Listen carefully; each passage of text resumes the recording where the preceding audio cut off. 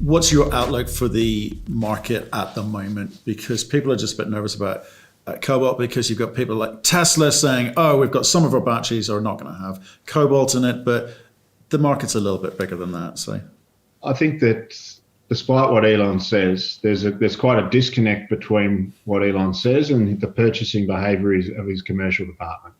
I mean, Tesla is the largest cobalt consumer globally and will be that way for as long as we're working. Now, they've done an exceptional job at substituting out cobalt. Their NCA chemistry is probably down to 3% cobalt.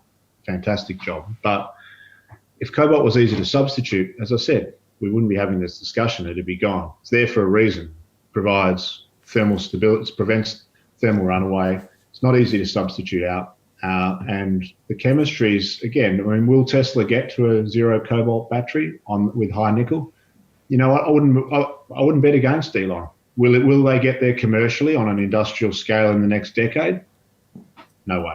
That's my personal view. I think that the level of risk associated with taking that last bit of cobalt out of an NCA chemistry versus the implications on safety and the marginal benefit on performance in terms of speed and range, the math doesn't add up.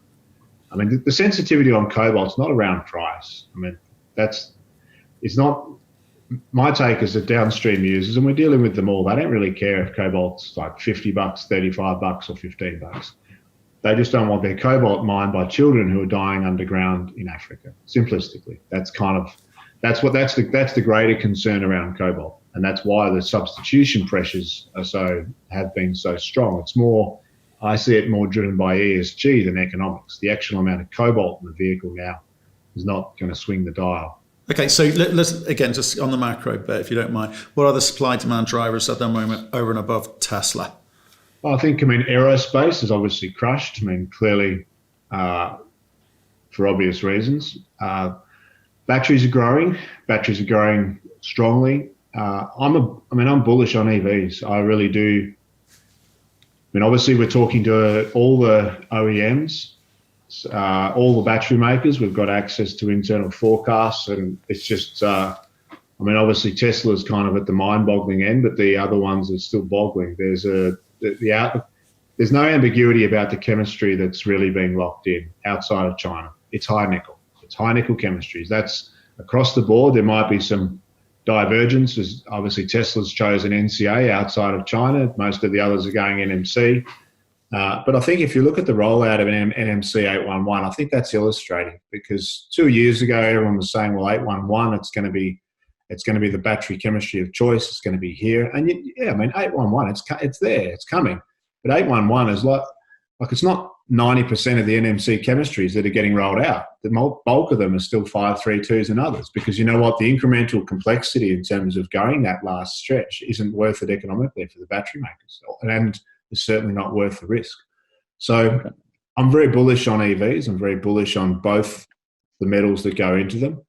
And I do think that there's a unique opportunity to create something from an investment perspective that's kind of got that's got more direct exposure to this thematic, which is really what we're looking to create by bringing in San Miguel and coming into production in North America. Something that you saw Elon focus on was the North American supply chain. And I can tell you that the focus of his peers is as strong or stronger in this area.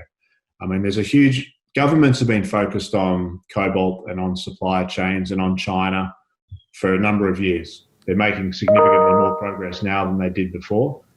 But industry, pre-COVID, I'm not saying industry wasn't paying attention, but industry was less concerned. The US automakers, their mentality, at least from my perspective, was like, we don't really need to think about domestic supply chains. We can continue buying batteries off South Korea. Why would we care about necessarily replicating that capital investment at home here in the United States? That mindset's changing. They don't want to have supply chains that crisscross across the globe, and obviously some of the Asian economies are more heavily intertwined with China from a trade perspective, and unwinding that is going to be complicated.